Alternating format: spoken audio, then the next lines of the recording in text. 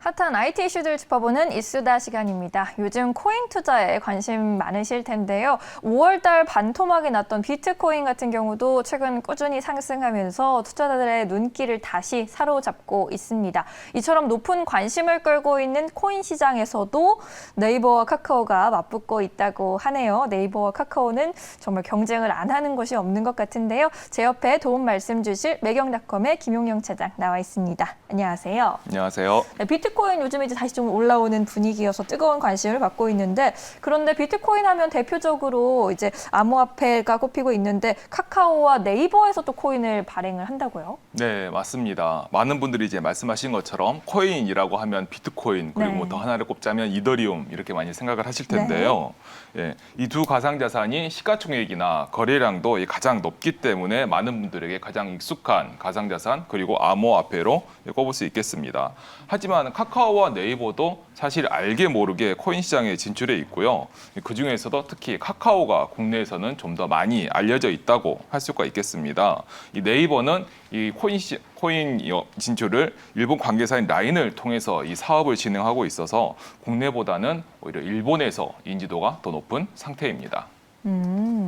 두 회사가 코인을 발행했다는 것을 잘 모르시는 분들도 사실 잘 많을 것 같은데 자세한 설명 좀 부탁드릴게요. 네, 아마 많이 접해보지 못하셨을 건데요. 거기엔 또 이유가 있습니다. 사실 이 두 회사가 모두 코인을 직접 발행했다라기보다는 자회사를 통해서 비교적 조용히 사업을 진행해 왔기 때문입니다.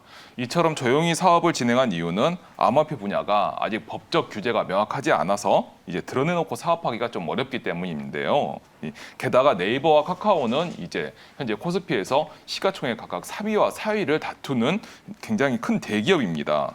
그런 만큼 이 회색지대에 있다고 할 수 있는 코인 사업을 직접 수행하기에는 아무래도 여러 가지 눈치가 좀 보일 수밖에 없는 상황입니다.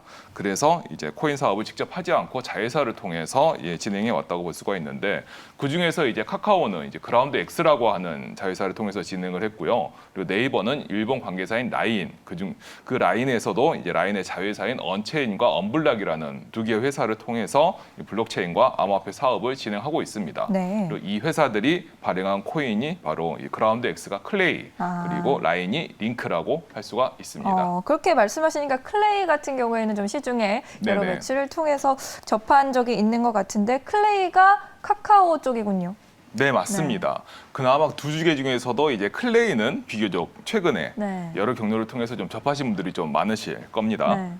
그라운드 X가 지난해까지도 이제 비교적 조용하게 블록체인 사업을 진행해 왔는데, 이 올 초에 이제 비트코인이 급등하면서 클레이 가격이 지난해 500원 수준에서 올 4월에 가장 많이 올랐을 때는 약 5,000원까지 거의 10배가 올랐습니다. 이러니까 당연히 투자자들이 이제 관심을 보이지 않을 수가 없고요. 그리고 특히 최근에는 이제 이 블록체인 분야에서 굉장히 많은 인기를 얻고 있는 이 대체불가 토큰이라고 해서 이제 예술품 같은 경우를 토큰화해서 이제 사고 파는 NFT 사업에 진출을 해서 클립 드롭스라고 하는 이제 서비스를 내놓으면서 또 인지도가 높아지고 있습니다. 이처럼 활발한 활동을 보이고 있는 이유는 이제 오는 9월에 특검법 개정안이 시행이 되면서 이 코인 시장이 이제 양지로 올라올 것이라는 기대가 있기 때문인데요.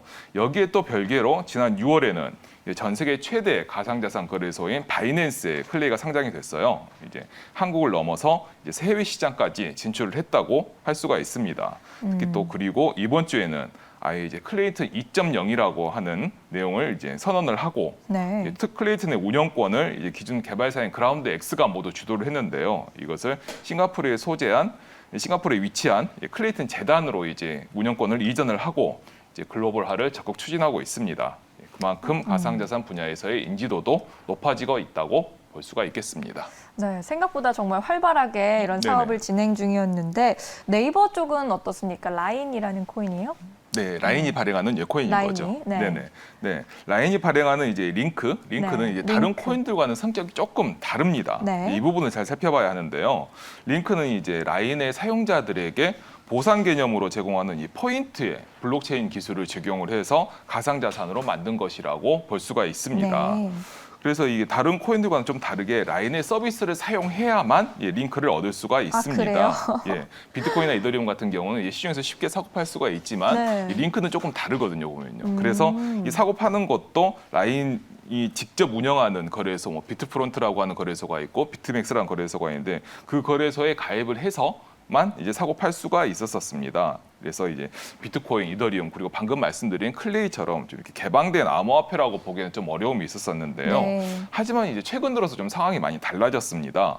바로 이번 주에 국내 가상자산 거래소인 빗썸에 이제 상장이 된 건데요. 그래서 이제 오늘부터 이제 거래가 가능해질 것입니다. 근데 이거는 이제 라인이 운영하는 곳이 아닌 외부 거래소에 링크가 상장되는 첫 번째 사례인데요. 네. 이게 무슨 의미냐면 이제 링크도 클레이처럼 누구나 쉽게 이제 사고 팔 수가 있게 된다는 것입니다. 그동안은 이제 라인 생태계 안에서만 발행하고 유통이 됐는데 이제는 문호를 외부에 개방을 한 것이고요.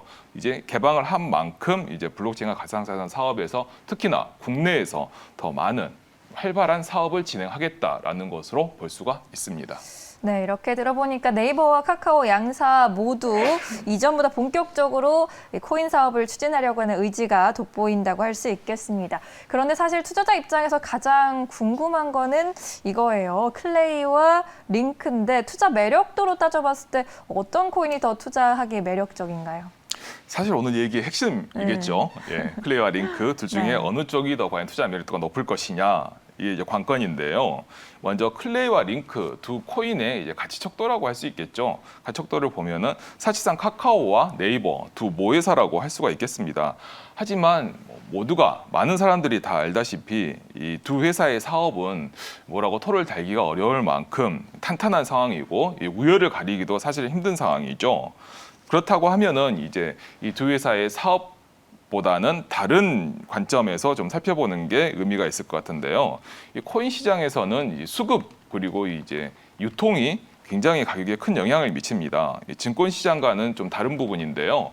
거래소가 여러 곳이다 보니까 대형 거래소에서 사고 팔 수 있으면은 그만큼 가치가 더 높은 평가를 받는 경우가 좀 많습니다. 자, 그런데 이런 측면에서 이제 두 코인을 비교해 보면 클레이보다는 이 링크가 아직까지 상장된 거래소가 더 적습니다. 즉 무슨 말이냐면 앞으로 이 링크 같은 경우는 바이낸스 그리고 업비트와 같은 거래소에 상장이 됐을 경우에 가격이 좀 더 오를 수 있는 호재로 작용할 가능성이 높다는 것이죠.